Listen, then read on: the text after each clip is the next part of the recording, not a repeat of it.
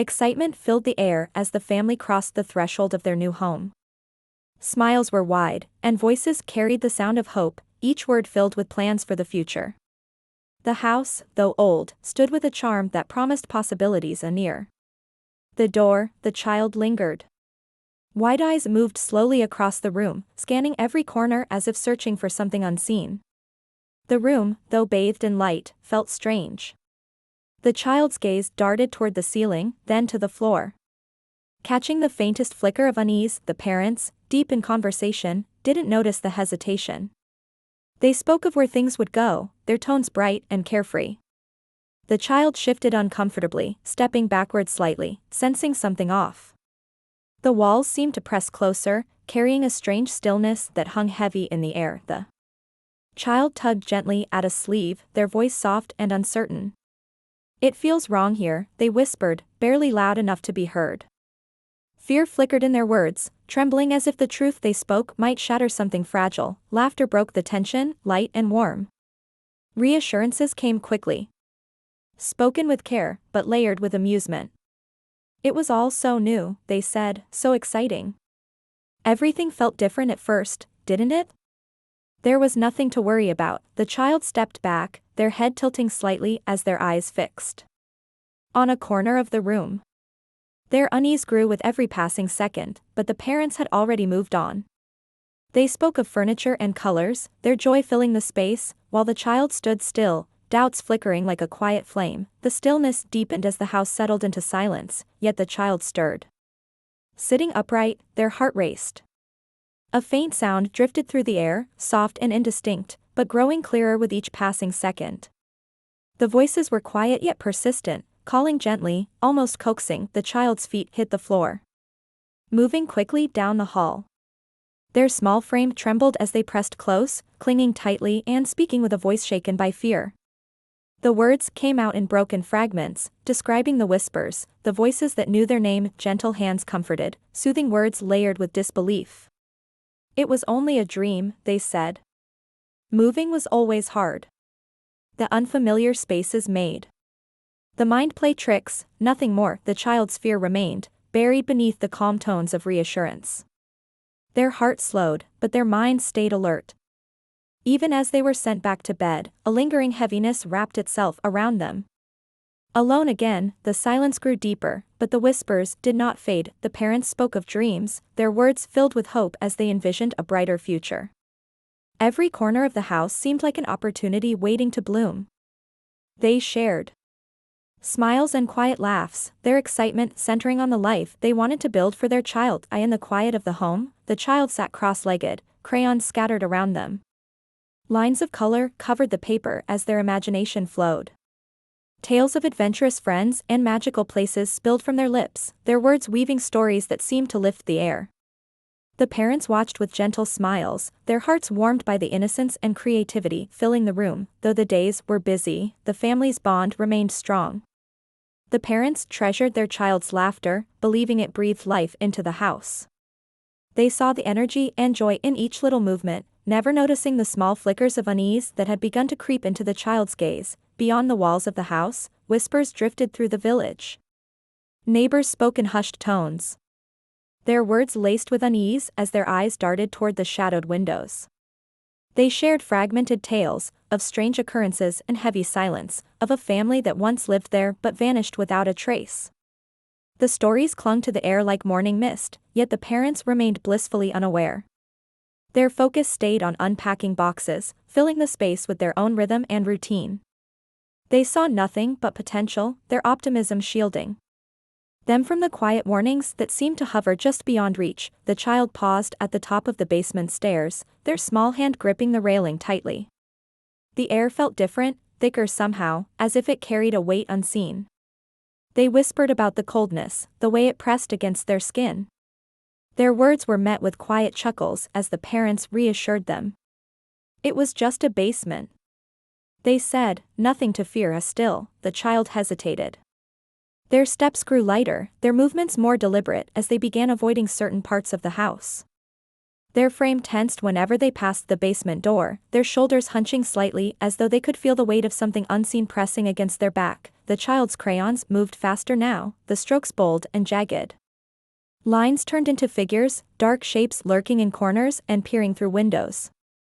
The pages filled with shadowy forms that seemed to spill from their thoughts. The child sat quietly, their focus unwavering as they worked. The parents glanced at the drawings, their laughter nervous and thin. They exchanged uneasy looks, the corners of their smiles fading as a faint chill crept over them. Their words were light, dismissive, but their eyes lingered on the images longer than they intended. The child held up one of the drawings, their fingers gripping the edges tightly. Their voice dropped to a whisper, soft but firm, as they murmured, "They don't like us here." Their words hung in the air, the room falling silent as their gaze remained fixed on the dark shapes they had brought to life on the page. The child sat up with a start, their breath quick and shallow as a faint cry escaped their lips. They clutched the blanket tightly, eyes darting toward the corner of the room. Shadows seemed to shift and stretch, their edges moving closer with every passing moment. Their voice, trembling with fear, broke the silence. "It's watching me." The darkness pressed in, heavy and thick, but the parents soothed them with soft reassurances, dismissing the fear as a bad dream. Their words were gentle, but their glances carried unease. They spoke of the move, the stress it might bring, and offered comforting smiles. Yet the child's gaze remained fixed on the corner, their small frame stiff with unease. The parents turned away, their voices calm, but their hearts unsettled. They exchanged quick glances, wondering if the new house had unsettled more than they realized. The days brought small, unspoken disturbances. A chair, once neatly tucked under the table, sat askew. A door creaked open, though no breeze touched the house. Each time, they shrugged it off, laughter forced to mask the small pricks of doubt. But the child stood nearby, watching silently, their wide eyes carrying a quiet understanding. Their words stayed unspoken, the silence around them growing heavier. The parents began to feel the strange weight too, though they said nothing. Uneasy silences filled their moments together, their cheerful reassurances growing thin. There was nothing to explain, nothing to hold on to. Still, they felt the change creeping into their days, lingering like an unwelcome guest. The child's attention shifted to the locked door at the end of the hall. Their small hands brushed against its surface, fingers tracing the wooden grain. Their voice barely rose above a whisper as they murmured, "There's something inside." The parents waved it away, their laughter sharp and quick as they called it nothing more than an old storage room. But the child returned, again and again, their gaze fixed on the door as though it held a secret they couldn't ignore. Sketches began to fill their time. Crayons pressed hard against paper as the door came to life in jagged, dark shapes. The child's pictures grew more ominous with each stroke, shadows pressed against the wood from the other side. They handed the pictures over silently, their small hands trembling as they watched the parents glance at them with nervous smiles. The child's curiosity deepened, the weight of the door pulling them closer with every passing day. Their voice shook when they spoke again. Small hands gripped tightly to an arm as they whispered, "We need to leave. It doesn't want us here." Their words carried a trembling urgency, each syllable landing heavy in the air. The parents, their nerves frayed and patience thin, snapped. Their voices rose, firm but unsure, insisting it was nothing but imagination. Frustration replaced comfort, and the child's plea was dismissed as a tale spun too far. The child's shoulders dropped, their head bowing as they murmured faintly, "You're not listening, I'm angry now." Their words faded into the silence, lost as the unease stretched and deepened. The house, once full of hope, seemed to close in on them all. The mother's steps echoed softly as she moved through the basement, her hands brushing against the rough walls. Her fingers paused on a small, hidden door, nearly swallowed by the shadows. She hesitated, her heart racing, before pushing it open. Dust filled the air as light spilled into the space, revealing a room untouched by time. Tattered belongings lay scattered, their once vivid colors now dulled by age. Photographs, faded and brittle, rested among the items, their faces staring back with expressions frozen in time. Her eyes caught a worn journal, its cover cracked and stained. She reached for it, her hands trembling as she flipped through the pages. The words were hurried, each entry heavy with fear. Descriptions of faint noises and shadows that seemed to move told a story of unease. The further she read, the darker the accounts grew, warnings unheeded, tragedies unexplained. The journal ended abruptly, leaving the air thick with unanswered questions. She clutched the journal tightly, her mind racing as she pieced together the fragments of the past. Every word felt like a whisper, every detail weaving into the shadows that clung to the house. The belongings, the stories, the silence, they all pointed to something deeper, something she had refused to see. The child's voice broke through her thoughts, quiet but steady. They spoke of whispers, voices that warned them of dangers unseen. Their words were filled with a nervous urgency, their small hands twisting as they shared what they had been hearing. The parents listened, their disbelief faltering as the child described events from the journal with unsettling accuracy. There was no way the child could have known such details, yet every word rang true. "It wants us to know," the child said softly, their voice trembling but firm. Their plea hung in the air, begging to be believed. They insisted the voice was trying to help, to guide them toward safety before it was too late. The parents exchanged uneasy glances, the weight of their dismissal settling heavily between them. And that night, an oppressive silence filled the house. The air felt thick, as though holding its breath. The parents called out, their voices echoing without reply. Panic set in as they searched every corner, their hearts pounding when they realized the child was gone. Their steps faltered near the locked room, where a faint voice hummed behind the door. With trembling hands, they forced the door open. Inside, the child sat calmly, their small frame illuminated by the dim light. They held the journal in their lap, their eyes meeting their parents' with a quiet intensity. "It's not angry anymore," the child whispered, their voice soft but sure. They pointed to the journal, as though explaining the truth that had been hidden within its pages. The parents stood frozen, the weight of realization pressing down on them. The presence they had ignored was no longer just a shadow, and their disbelief had left them vulnerable. Fear mingled with guilt as they looked at the child, their minds racing with the knowledge they had refused to face. In the silence that followed, the house seemed to breathe, its secrets finally revealed. The family hurried through the house, their arms filled with whatever they could grab in their frantic escape. Their steps echoed in the silence, each one heavy with urgency. The air seemed to press against them, as though the house itself wanted to hold them back. Their faces, once bright with hope, were now pale and shadowed by fear. The weight of what they had experienced hung in their expressions, regret etched deep into their features. The child paused at the threshold, their small frame turning to glance back. Their voice, quiet and steady, carried through the stillness. "It didn't want us here," they whispered, their words lingering in the air like a final farewell. The house loomed behind them, silent and unmoving, its secrets sinking into the walls once more. As the family drove away, the house stood alone. The wind whispered through its cracks, but no sound came from within. It seemed to watch them leave, its windows dark and unyielding.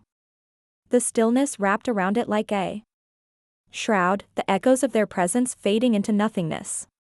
The neighbors gathered around the family, their voices low as they spoke. Their words were tinged with unease, their glances darting toward the house. They spoke of whispered warnings and shadows that lingered too long.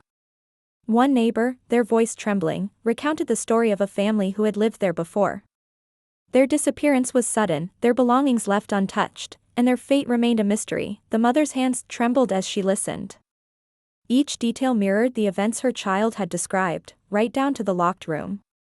The parallel sent chills through her, the realization tightening around her like a vice.